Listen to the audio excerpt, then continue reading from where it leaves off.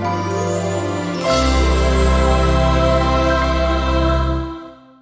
everyone, welcome to HM Chemistry channel. Myself Dr. Manvinder here. In this video we are going to learn about Bohr atomic model and we will do lots of numericals related to this topic.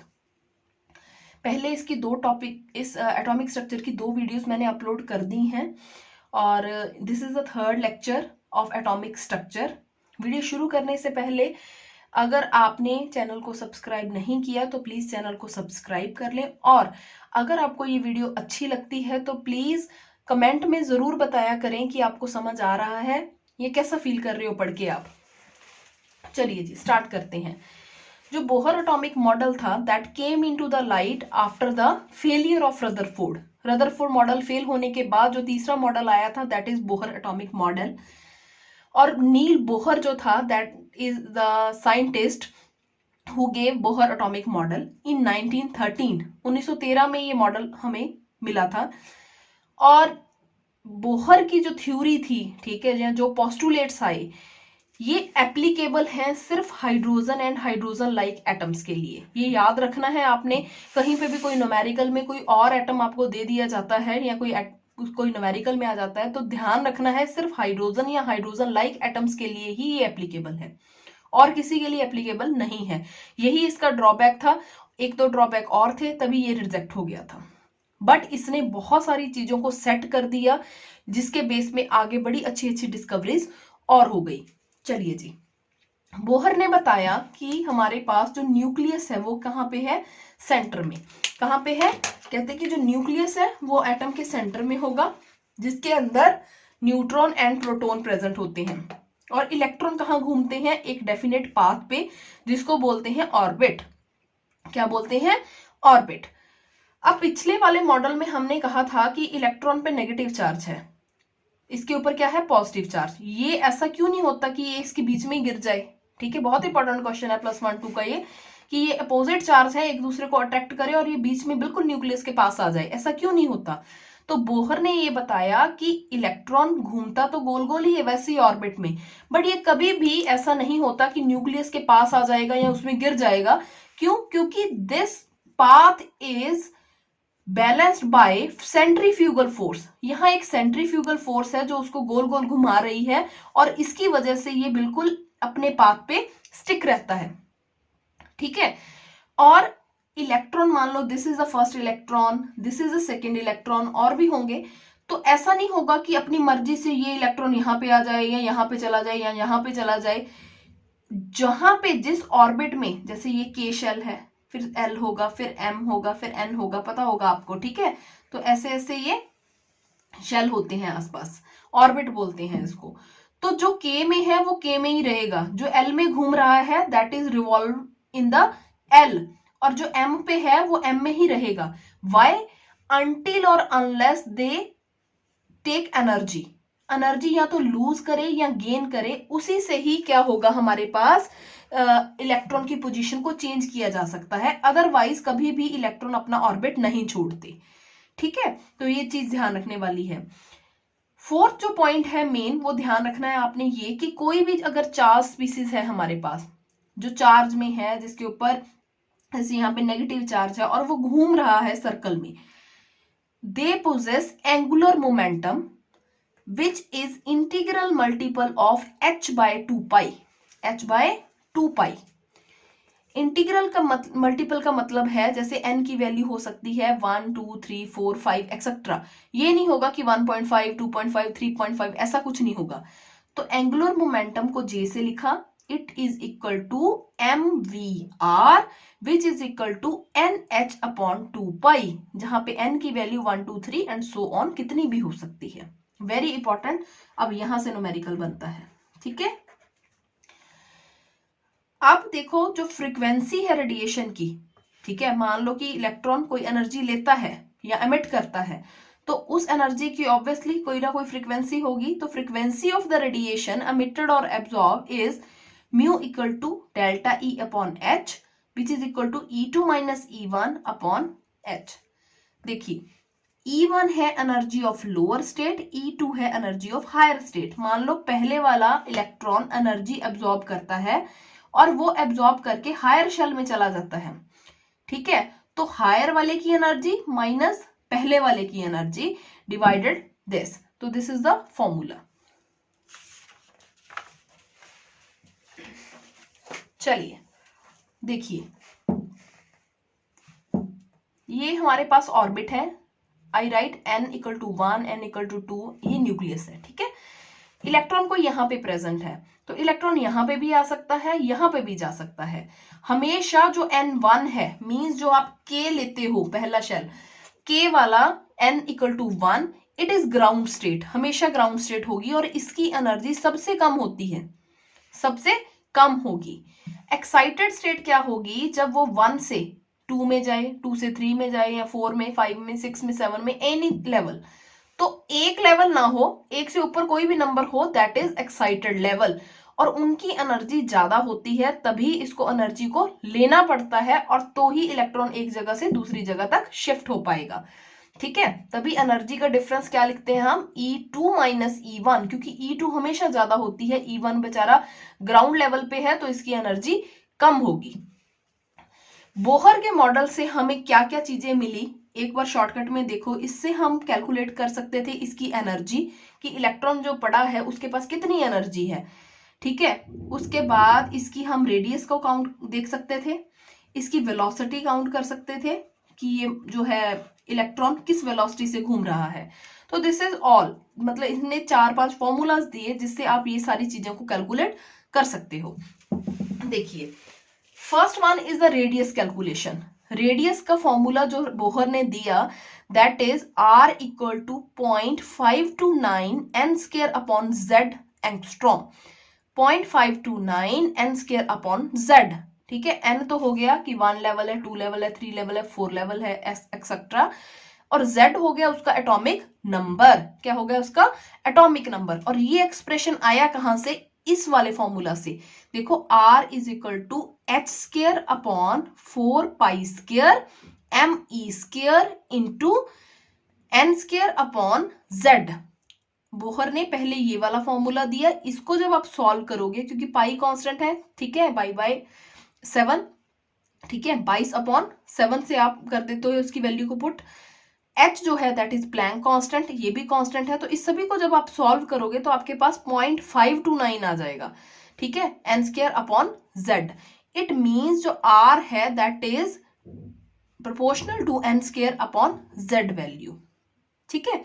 आप देखिए, अगर आपके पास, आपने मान लो hydrogen का निकालना है, ठीक है, हाइड्रोजन का निकालना है, तो फर्स्ट ऑर्बिट का मैं आपको बोलूं कि अच्छा जी n1 हाइड्रोजन के लिए काउंट करो, तो n1 है तो यहां तो 1 आ गया।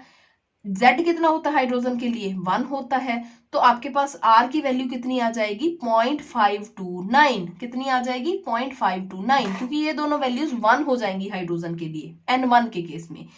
तो हाइड्रोजन के केस में रेडियस है जो फर्स्ट ऑर्बिट की, स्टेशनरी स्टेट की, वो कितनी है, 0.529, which is known as Bohr orbit. इसको क्या बोलते हैं, बोहर ऑर्बिट भी बोलते हैं, ठीक है, हाइड्रोजन के केस में, ठीक है। तो ये एमसीक्यूज के लिए इंपॉर्टेंट है। रेडियस अगर आपको पता है तो आप 3 चीजें और कैलकुलेट कर सकते हो। क्या कैलकुलेट कर सकते हो, first one is the diameter, second one is the circumference, and third one is the area. Diameter, circumference and area. देखिए, डायमीटर जो है that is equal to 2r, जितनी रेडियस यहां से निकालोगे उसको 2 से मल्टीप्लाई कर दो, that is diameter, clear. Circumference होगा, सर्कल में है 2 पाई r, कितना, 2 पाई r, पाई की वैल्यू 22/7, या फिर लिख दो 3.14 इंटू 2 इंटू रेडियस कितनी है हमारे पास, ये वाली वैल्यू यहां पुट कर दो, तो आपका क्या निकल जाएगा, सर्कमफ्रेंस, ठीक है। चलिए, थर्ड एरिया भी निकाल सकते हो, एरिया कितना होगा, पाई आर स्क्वायर, पाई की वैल्यू कांस्टेंट, आर की वैल्यू आपको पता है, तो आप यहां से एरिया निकाल सकते हो, ठीक है जी। तो रेडियस के यूज से कोई भी न्यूमेरिकल आ सकता है कि डायमीटर निकालो, सर्कमफेरेंस निकालो, एरिया निकालो, ठीक है। तो ये छोटी छोटी चीजें हैं, ऐसा आपको मिलेंगी नहीं ये, तो आप इसको नोट करते जाओ कॉपी पे। चलिए देखिए, अब रेडियस कर ली तो हमने क्या करना है, एज यूजुअल जैसे टॉपिक खत्म होता है तो हम करते हैं उसका न्यूमेरिकल। चलिए, if ratio of radius of two orbitals of hydrogen atom is 1:4 then find out orbitals। कहता है कि दो हमारे पास और हाइड्रोजन के दिए हुए हैं ऑर्बिटल, ठीक है, तो उसको क्या किया उन्होंने, कहते कि जो उसकी रेशियो है R1 और R2 की वो दे दी 1/4। कितनी? 1/4। कहते कि हमें बताओ कि N1 और N2 कौन सा था। देखो, R1 upon R2 is equal to N1 square upon N2 square, directly proportional है ये, ठीक है, क्योंकि आपने पीछे अभी फॉर्मूला लिखा है, अगर आपको याद हो कि जो रेडियस है that is equal to 0.529 N square upon Z, ठीक है। तो अगर रेडियस फर्स्ट की बात हो तो ये आ गया R1 is equal to this, R2 आ गया 0.529 N2 स्केयर अपॉन Z, है हाइड्रोजन ही तो ये तो कैंसिल हो जाएगा, ये भी कैंसिल हो जाएगा, तो बचा क्या, R1 upon R2 is equal to N1 square upon N2 square, ठीक है। तो ये फॉर्मूला ऐसे आया है। चलो, ये 1/4 था, N1 square upon this is 1/2 आ गया। अब देखो MCQ है ये, K क्या होता है हमारे पास, 1 होता है, L कितना होता है, ठीक है, ऐसे ही होता है ना, KLMN, ये 1 होगा, इसके लिए N, इसके लिए 2, इसके लिए 3, इसके लिए 4, ठीक है। तो अब देखो, कहते कि जो N1 है ये हमारे पास 1 आ गया, तो 1 किसके लिए होगा, K के लिए। L किसके लिए होगा, L के लिए 2 वैल्यू आती है, तो ये आ गया। अगर KM हो, सेकेंड ऑप्शन उठा लो, KM, तो K के लिए तो N1 नहीं है, पर M के लिए कितना होगा, 1/3। अब L और N देखो, L कितना है हमारे पास, सेकेंड नंबर पे था तो सेकेंड, ठीक है। N किस पे है हमारे पास, फोर्थ पे, तो 4 से डिवाइड कर दो, तो इट इज 1/2। हमारे पास जो आंसर आया था इस स्टेटमेंट के अकॉर्डिंग वो क्या था, 1/2। तो इस MCQ जो हमारे पास ऑप्शन दिए हैं उसके अकॉर्डिंग जब मैंने इसको निकाला तो मेरा कौन सी वैल्यू इसके साथ मैच कर रही है, तो ये वाला ऑप्शन और ये वाला option, it means both 1 and 3 are correct. तो answer number 4 is right, answer number 4 is right. हमेशा याद रखना है कि जो N है वो K के लिए 1 होगा, L के लिए 2 होगा, M के लिए 3, N के लिए 4 एंड सो ऑन, बढ़ता जाएगा। चलो जी, second numerical, find out the radius of second excited state of hydrogen, ठीक है, सेकेंड एक्साइटेड स्टेट के लिए पूछा है, तो N हमारे पास कितना दिया गया है, अब देखना, this is nucleus, this is N equal to 1, N equal to 2, N equal to 3, ये तो होगी हमारी कौन सी स्टेट, ग्राउंड स्टेट। क्या है, ग्राउंड स्टेट। अब सेकेंड स्टेट पूछी है, यहां से यहां आया तो क्या बन गई, फर्स्ट एक्साइटेड स्टेट। अब यहां से जब यहां जाएगा वो बनी सेकेंड एक्साइटेड स्टेट। कंफ्यूज नहीं होना कि सेकंड दी है तो सीधा फटाफट 2 का स्क्वायर कर दिया, नो, यहाँ पे देखो फर्स्ट वाली तो हमेशा ग्राउंड पे ही होती है तो इसको तो कैलकुलेट करना ही नहीं। सेकेंड एक्साइटेड स्टेट बोला है, फर्स्ट एक्साइटेड स्टेट यहाँ आएगी, सेकेंड जब दूसरे पे जाए, तो देखो N कितना है इसके लिए, 3 है, तो हमारे पास फॉर्मूला था 0.529 N square upon Z, 3 put कर दो यहाँ पे तो आंसर आपके पास निकल जाएगा, ठीक है जी। चलो नेक्स्ट आपके पास आया फॉर्मूला जो है radius of third orbital of hydrogen. Hydrogen के थर्ड ऑर्बिटल के लिए हमारे पास रेडियस निकालो कितनी होगी, ठीक है। तो थर्ड ऑर्बिटल देखो 1 2 3, फर्स्ट ऑर्बिट KLM थर्ड, ठीक है। तो तीसरा पूछा है, एक्साइटेड स्टेट नहीं पूछी, ऑर्बिटल पूछा है, तो 1 2 3 M, तो 3 है यहाँ पे, 3 का स्क्वायर कर दिया तो आंसर हमारे पास ये आ गया। सिर्फ पिछले से क्या चेंज है, स्टेटमेंट का चेंज है, वहां पे सेकंड एक्साइटेड स्टेट लिखी थी, यहाँ पे थर्ड ऑर्बिटल लिखा है, तो आंसर सेम आया बट टर्म डिफरेंट है, ठीक है, तभी मैंने ये न्यूमेरिकल डाला है यहाँ पे। Next, if radius of second orbital of hydrogen is 2.12 angstrom then find out radius of lithium 2 positive for the same orbital। अब देखो कहते कि जो रेडियस है हाइड्रोजन के सेकंड ऑर्बिटल के लिए 2.12 दी हुई है, हमने किसके लिए निकालनी है, लिथियम के लिए। अगर तो ये अकेला लिथियम दे देता फिर तो गलत बात हो जाती, क्योंकि ये सिर्फ hydrogen and hydrogen like elements के लिए है।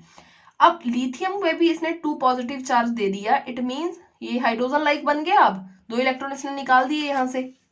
देखो कंपैरिजन जब भी आपने करना है, पीछे भी मैंने करवाया है, आपके पास फॉर्मूला ये आएगा, ठीक है, हमने किया था वहां पे R1 upon R2 equal to N1 square upon N2 square into Z2 upon Z1।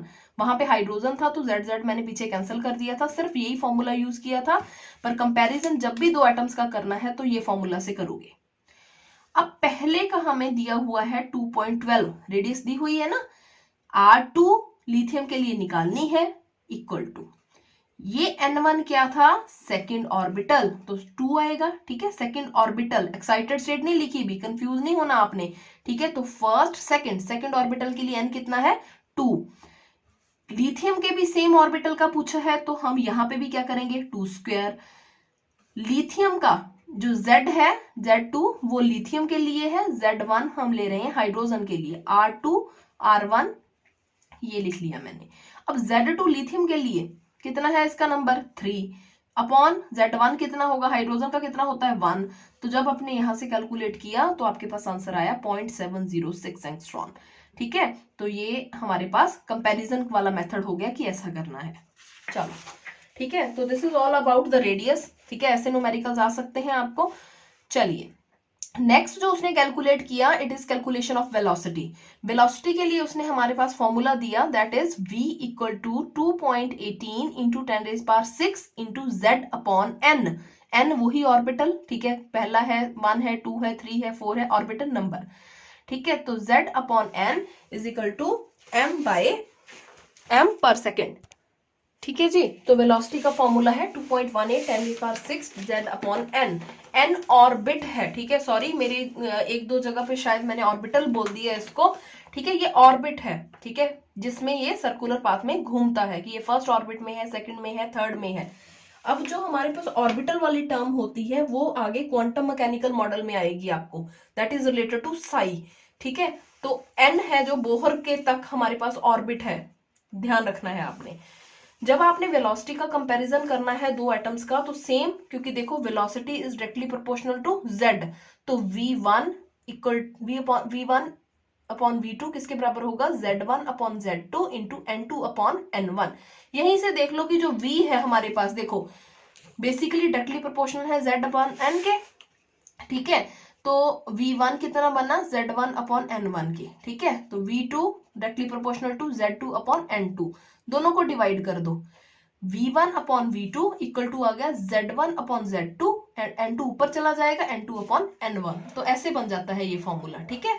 तो this is all about the comparison, ठीक है। जैसे आपको बोल दे कि कोई कंपैरिजन करना है आपने हाइड्रोजन एंड लिथियम का, हाइड्रोजन एंड लिथियम का फर्स्ट ऑर्बिटल में, तो कैसे करेंगे, फर्स्ट है तो n1 n2 हमारे पास क्या आ गया 1 1, z1 कितना आएगा हाइड्रोजन के लिए 1, z2 कितना था 3, तो 1/3 आ गया, ठीक है। तो ऐसे कंपैरिजन करते हैं। थर्ड जो अपने पास न्यूमेरिकल्स आ सकते हैं, दैट इज टोटल एनर्जी के। एनर्जी क्या होती है हमारे पास इस मॉडल के according, -2.18 10⁻⁻18 z square upon n square joule पर एटम। तो ये आपने याद रखना है ऐसे। अब देखो यहाँ पे देखो और यहाँ पे देखो, ट्रिक बताती हूँ आपको याद करने के लिए। देखो 2.18 था, यहाँ पे भी 2.18 है, ठीक है। तो ध्यान रखना है आपने, यहाँ पे पॉजिटिव है यहाँ पे नेगेटिव, बाकी आगे सारी टर्म्स हैं जो वो आप याद कर सकते हो। दोनों में 2.18 टर्म है। देखो आप देखो कि 1 इलेक्ट्रॉन वोल्ट, मैंने पिछले बार में भी बताया था पिछली वीडियो में कि 1 इलेक्ट्रॉन वोल्ट बराबर होता है 1.6 इंटू 10⁻⁻19 जूल के। एक जूल किसके बराबर हो गया, 1 अपॉन 1.6 इंटू 10, इस टर्म को इधर ले गए हम, ठीक है। अब टोटल एनर्जी अगर आपने इलेक्ट्रॉन वोल्ट में निकालनी है तो क्या करोगे, ये तो जूल में थी, इलेक्ट्रॉन वोल्ट में निकालनी है तो एक जूल मैंने लिखा है इसके बराबर है, तो इस सारी टर्म को आप इससे डिवाइड कर दो, ठीक है, 1 अपॉन 1. ठीक है। ये यहाँ पे ये देखो ये सेम है ऊपर वाला, मल्टीप्लाई कर दिया इसको 1 अपॉन 1.16 इंटू 10⁻⁻19, क्योंकि एक जूल इसके बराबर था, तो आंसर किस में आएगा, इलेक्ट्रॉन वोल्ट पर एटम में। इसको सॉल्व जब करोगे तो आपके पास आ जाएगा -13.6 z square upon n square electron volt per atom, ठीक है, अब किलो जूल पर मोल में अगर आंसर निकालना है तो एनर्जी का जो हमारे पास आएगा formula that is -1312 Z square upon N square kilo joule per mole. तो ये 3 फॉर्मूलाज हैं जो आपने याद रखने हैं और न्यूमेरिकल आते हैं इसके। तो ठीक है, इसका थोड़ा सा बोहर का ये पंगा है मॉडल का कि आपके पास न्यूमेरिकल्स बहुत हो जाते हैं। ठीक है, तो कोई बात नहीं, जितने मैं करवा रही हूँ उसके बाहर कुछ नहीं आएगा, क्योंकि हर तरह का न्यूमेरिकल हम कर रहे हैं जो नीट में आया हुआ है या किसी कॉम्पिटिटिव एग्जाम में है। मैंने सभी को कंपाइल करके हर एक एक वैरायटी आपको निकाल के वीडियो में दी है। ठीक है, तो इसलिए कहती हूँ कि अगर पसंद आती है वीडियो तो प्लीज लाइक किया करिए और कमेंट में जरूर बताइए कि कैसे लग रहा है आपको मटेरियल। चलिए देखो, अगर आपको कई दो हमारे पास जो है ऑर्बिट्स का एनर्जी का डिफरेंस निकालना है तो वो कैसे निकालोगे, En2 minus En1 which is equal to 13.6 Z square upon n2 square. ठीक है, तो ये कर दिया, मतलब ओवरऑल आपके पास जो फॉर्मूला है वो ये आ जाएगा, delta E is equal to -13.6 Z square 1 upon n2 square minus n1 square. चलो अब न्यूमेरिकल करते हैं। Calculation of energy difference for helium 2 positive when it goes from E1 to E2 level. मतलब N1 इसका हमारे पास जो था वो फर्स्ट लेवल है, N2 कितना है 2। तो कहते हैं कि दोनों की एनर्जीज का जो है वो आप हमारे पास डिफरेंस बताइए कितना होगा। अब देखो फॉर्मूला तो ऊपर ही लिखा हुआ है, तभी न्यूमेरिकल आया साथ में। देखो E equal to E2 minus E1 -13.6 helium के लिए है, तो दोनों क्या होंगे, Z क्या है हमारे पास 2 स्क्वायर। ठीक है, यहाँ 2 स्क्वायर, तो हमारे पास क्या आ जाएगा यहाँ पे, देखो सॉरी, ठीक है, Z square upon 2 square minus 13.6 Z square, यहाँ पे अगेन 2 है, N1 के लिए 1 था, N2 के लिए 2 था। तो दोनों न्यूमेरिकल्स में से जो हमारे पास Z है वो कॉमन निकल गया यहाँ पे, तो अंदर क्या आ गया N2 square minus N1 square. ठीक है, तो अब जब ये सॉल्व करोगे न्यूमेरिकल को तो आपके पास जो आंसर आएगा वो आएगा 40.8 इलेक्ट्रॉन वोल्ट पर एटम। ठीक है, तो this is about the energy difference. ठीक है, तो हमारे पास कितने फॉर्मूलेज आ गए, यहाँ पे 3 फॉर्मूलाज थे जो आपने ध्यान रखने हैं। टोटल एनर्जी किसके बराबर है, -1312 into Z square upon N square, -1312 Z square upon N square kilo joule per mole में। 1 निकाल दो, आगे से 1 को हटा दिया, ट्रिक याद रखो, तो नीचे लिख लो -312 Z square upon N square. पर अब आंसर किस में आ जाएगा, किलो कैलोरी पर मोल में, किलो कैलोरी पर मोल में। ठीक है, तो अगर आप देखो इस चीज को तो आपको ये पता चल गया होगा कि हमारे पास जो आंसर है, ठीक है, वो जो है वो किलो कैलोरी में है। ठीक है, किलो जूल और किलो कैलोरी ये डिफरेंस है इसमें। 2 मैंने ऊपर लिखे थे। ठीक है, तो इस सभी को एक जगह पे करके इसको अच्छे से 4-5 बार लिख के देखो, याद हो जाएंगे आपके।